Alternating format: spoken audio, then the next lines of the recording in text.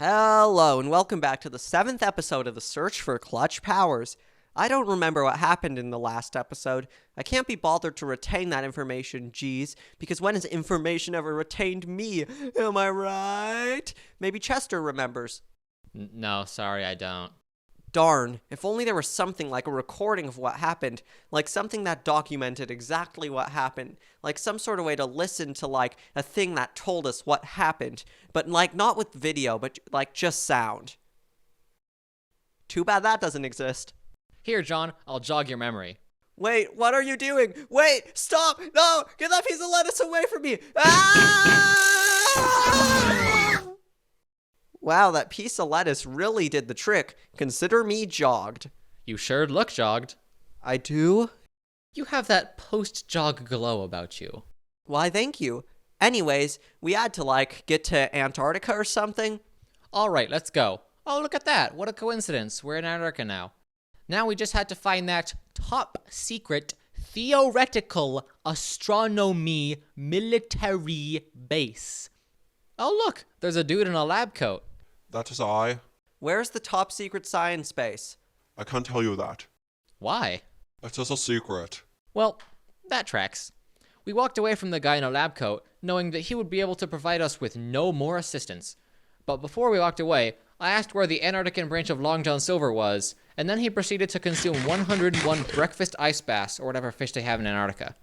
And while Chester attempted to join in on the ice bass craze, I was kidnapped by a pega. No, wait, must have been the wind.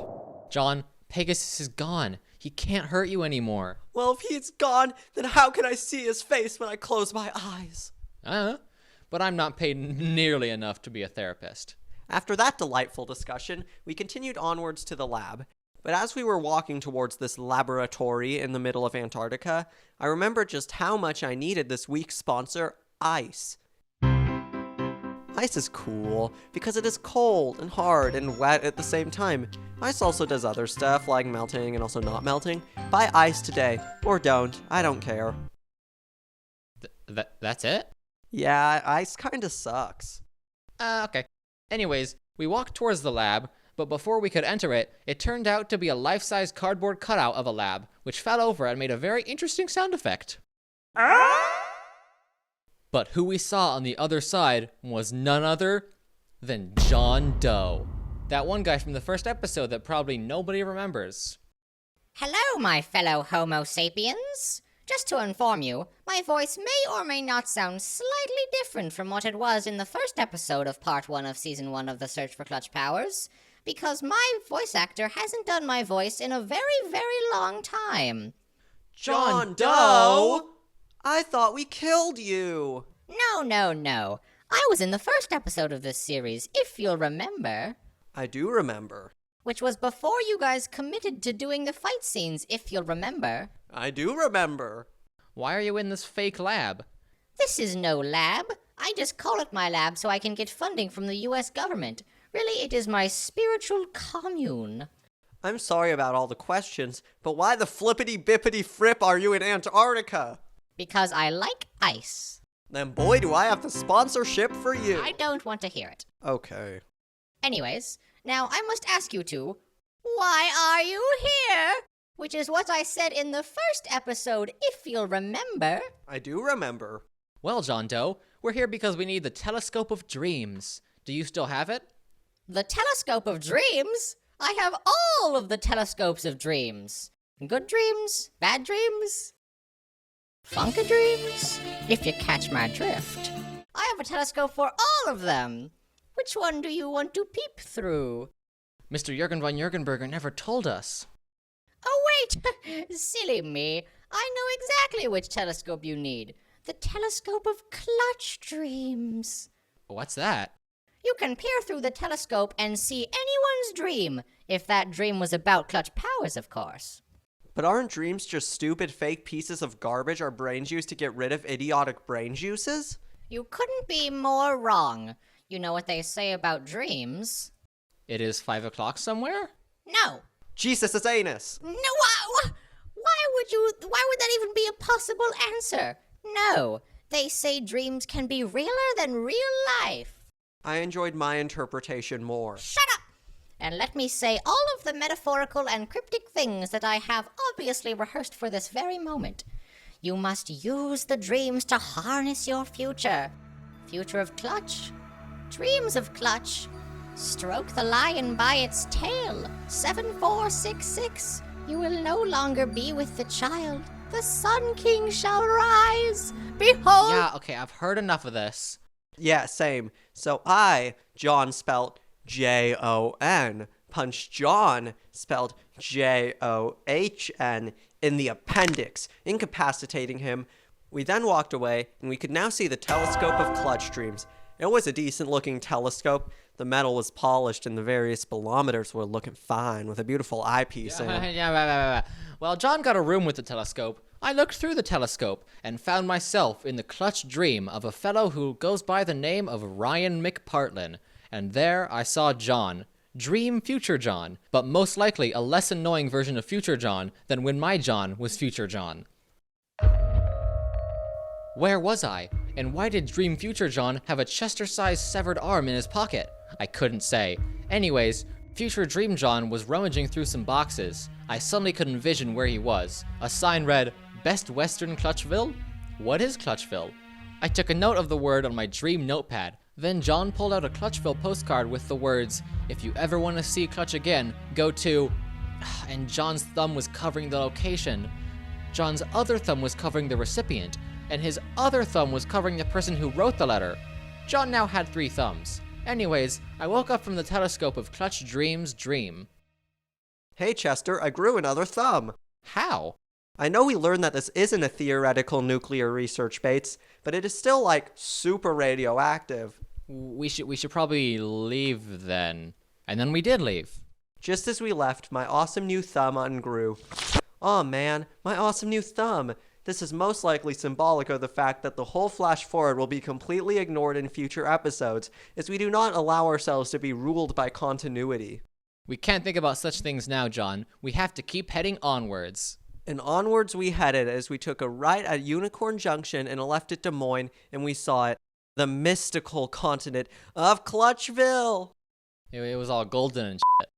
Why, yes, it was gilded and covered in human feces. Anyway, we headed down Clutch Street towards Clutch Boulevard when we were greeted by the mayor of Clutchville. Hello, I am the mayor of Clutchville, and definitely not Cool McRaddington. I would have never assumed that anyways. Yeah, whatevs. So, since you are new here, allow for some of our distinguished citizens to introduce themselves to you. I'm Cobbler Clutch. I make shoes. Hello, I'm British Clutch. I have a British accent. And I'm Baker Clutch. I do not have the job you would expect. I am forensic psychologist Clutch. Fun fact, Clutchville has a disproportionate amount of murders for a utopia. I'm Greg. I'm Firefighter Clutch. I say I fight fires to help people, but I actually fight fires because something inside my mind feels broken when I'm not around burning objects. I'm Police Clutch, and I definitely didn't just kill someone. I think we get the point. Hey, has anyone here seen anyone write a letter recently? Or in the past? Or possibly in the future? Nope. Nobody has ever written a letter in Clutchville. Never, ever, ever. Damn, that complicates stuff. What stuff? Yo, what stuff? Shut up, Greg. Okay. Well, since you seem so trusting, it complicates the fact that we need to find someone who wrote a letter in the Best Western Clutchville Hotel. Damn it. I just got a call that the Best Western Clutchville Hotel exploded in a non-suspicious freak accident. Catch you guys on the flip side. Well, now that you guys have gotten the gist of Clutchville, I think we can leave. Anyways, I hope to see you very, very soon.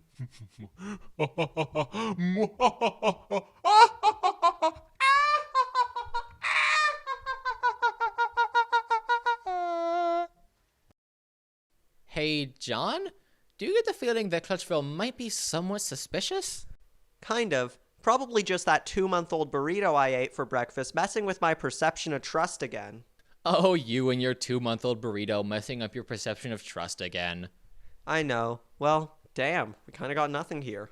Yeah, it's almost as if the writers can't think of any new content. What writers? Nothing. Anyways, we did what most defeated people do and headed to the Clutchville Farmers Market.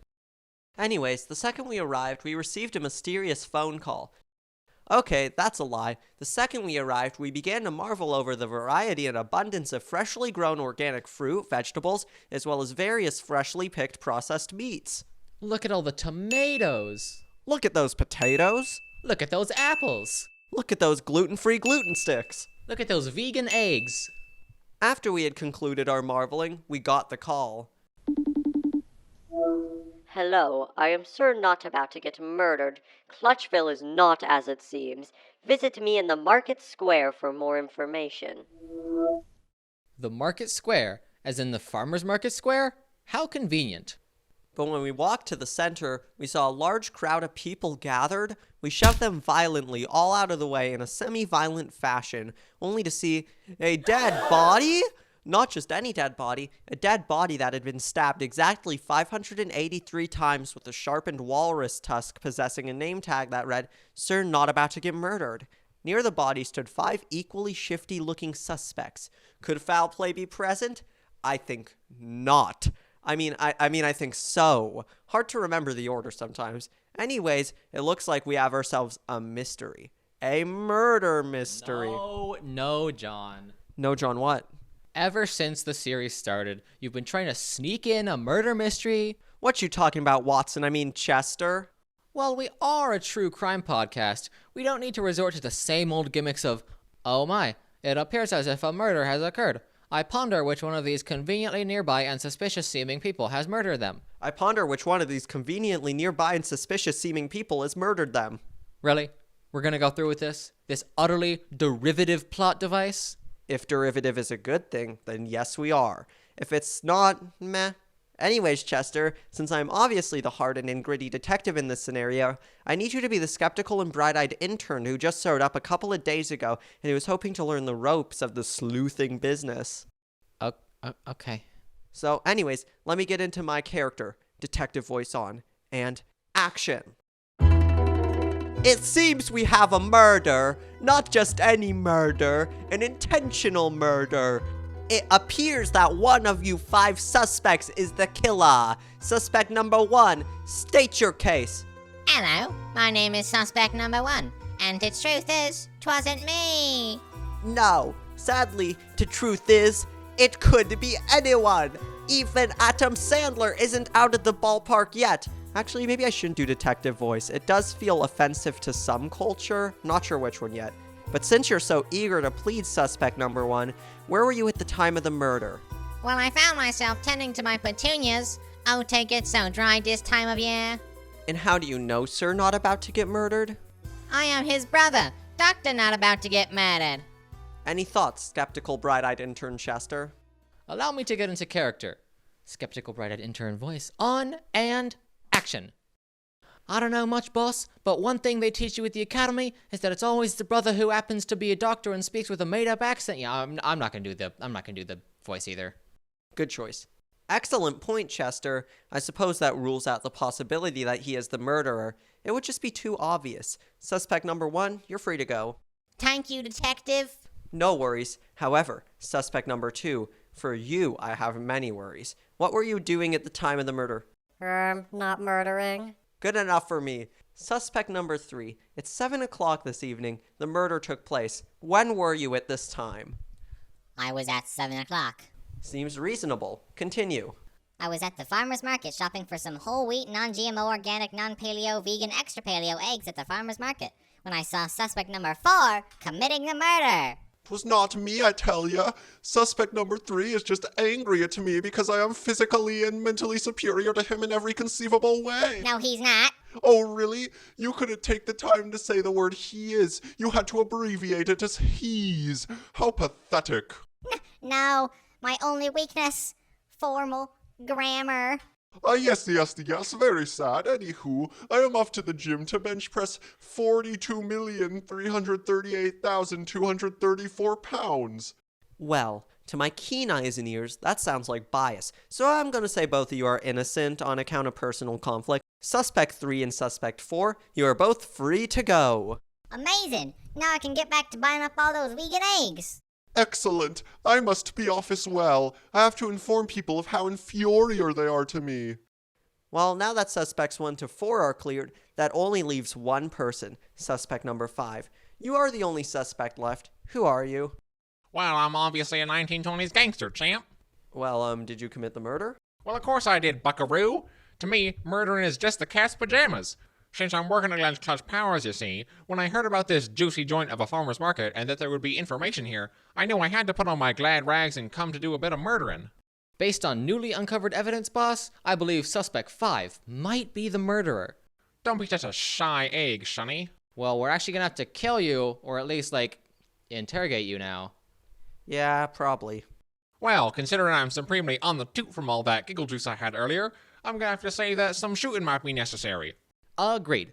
And then, the most epic gunfight ever to take place ensued. But we couldn't actually find any gun shooting sound effects on the free sound effect database we're using to make this podcast, so we had to do our own Foley work for the first time ever.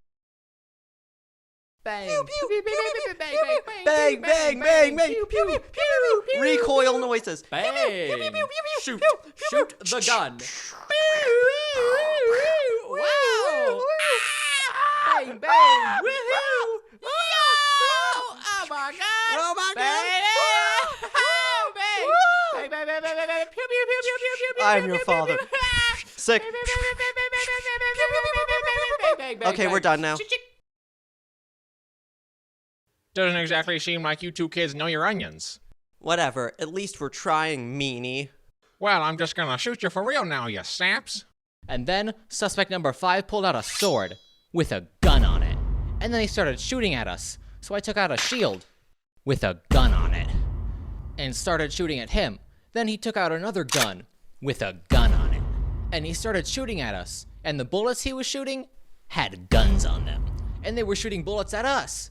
Then John took out his trusty gun machine and started gunning down the guns being shot at us with Suspect 5's guns. Then Gunman appeared and gave us each a couple of guns, but then he gave Suspect 5 some guns. We had been betrayed by Gunman because he gave guns to the gun-wielding Suspect number 5 who had guns that were shooting guns at us, and the guns were made of guns, those guns had guns on them, and the guns were with the guns with the gun, guns, and the guns. While Chester was wriggling around on the ground saying guns over and over, frothing at the mouth, I was actually engaged in a really intense fight with suspect number 5. Just give up your palooka. You'll never win with those bean shooters. But that's where you're wrong, suspect number 5. What are you blabbering about, you sap? You just activated my trap card. Behold the ultimate gangster defeating weapon. Then all of a sudden, right behind me rose up a gargantuan 972 trillion pound Caesar salad. It was almost too much for suspect number 5 to handle, but he resisted the overwhelming power of the Caesar salad. Or rather, he would have been able to resist if not for one crucial fact. The Caesar salad was freshly seasoned! Ah! It's too much power. I've been defeated. Serves you right, you crooked no-good little snake! I am also here now, and okay. Now tell us what you know about Clutch Power, suspect number 5. We're gonna obliterate you anyways, so you really don't have to, but it would be nice if you did. That sounds like a great deal. Very skewed in my favor as far as I can tell. So here's my only advice. Ask the mayor of Clutchville the wrong questions. Anyways, that'll do, pig. That'll do. Isn't that reference from a movie from like the 90s or something? How the hell would I know? I don't really see a lot of movies due to the fact that I'm from the 1920s and the film industry is still in extremely early development. Anyways, oh darn, I am having a most likely non-lethal heart attack that is completely unrelated to my various gunshot and Caesar salad wounds. Then he might have died, but he probably just almost died, and will come back later on. Agreed. I concur with that statement. Welp, let's go. Greetings, suspect number 5. How are you, ya goon? Well, I might have died, but I probably just almost died and will come back later on. That's what I like to hear. I have some beef with 2 marks named John and Chester. You know 'em? Of course I know those dim-witted jobbies. I have beef with them too, ya egg. Well, if you join my cause, I promise we will destroy them. That deal sounds like the cat's meow to me, pal. Excellent. Yet another addition to my arsenal of destruction in the search to destroy Clutch Powers. What the f was that? I'm trying to branch out and do different types of laughter other than classic supervillain. When it sucked. Yeah, I know. And that's why you should always eat yellow snow. Anyways, that mayor of Clutchville sure does seem like a shady character. Who is a shady character? Definitely not you, Mayor of Clutchville. Yes, I concur with that statement. Remember, John, we have to ask him the wrong questions. I know. So, Mayor of Clutchville, Yes? are you shady? No? Where's Clutch Powers? I have no idea. Are you Cool McRaddington? No, that would be ridiculous. Capture them! Then, suddenly, from the shadows of the farmer's market, the members of Clutchville ran towards us at full speed. Due to the fact that we haven't taken a cold ice bath to prepare our tense muscles for the next fight of the series, we found ourselves completely overwhelmed, and we were knocked out.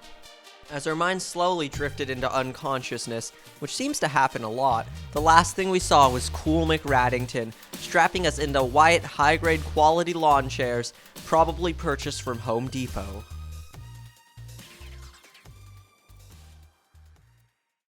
Man, that was really unexpected. I know, right? Who could have guessed that the mayor of Clutchville was Cool McRaddington? Yeah, that was an epic plot twist that nobody saw coming. Well, at least it's not like he's been recruiting all the villains we've defeated over the course of the series and strengthening his forces in an evil plot to destroy Clutch Powers or anything. No, of course not. But anyways, in order to properly build suspense, I think we're gonna have to end the episode off here. Seems legit. Let's do that. Okay, so should I do the outro now? Go ahead. Oh, sick! Well, everybody, I hope you enjoyed this episode of Third Hours. Episode of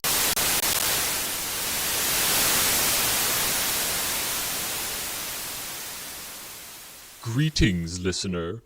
It is I, Cool McRaddington. I have hijacked this pitiful broadcast to bring you a special announcement. The search for Clutch Powers is about to meet its end. The finale of John and Chester's journey is nearing, and soon Clutch Powers shall be destroyed. Unless, of course, John and Chester are able to defeat me, which isn't very likely. So wallow in defeat as I annihilate John and Chester in the final episode of The Search for Clutch Powers.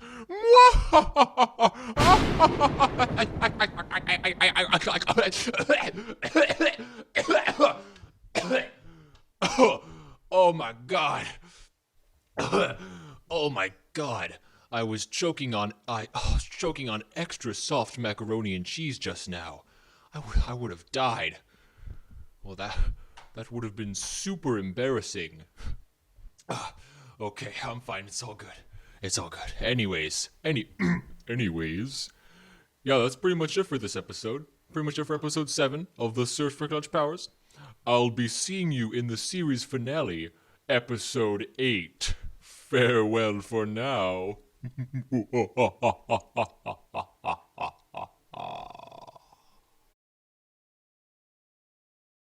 And now, time to check up on Mr. Jurgen von Jurgenberger in Chester's house. Doo-doo-doo. Just hanging out in Chester's house. Nothing much to do.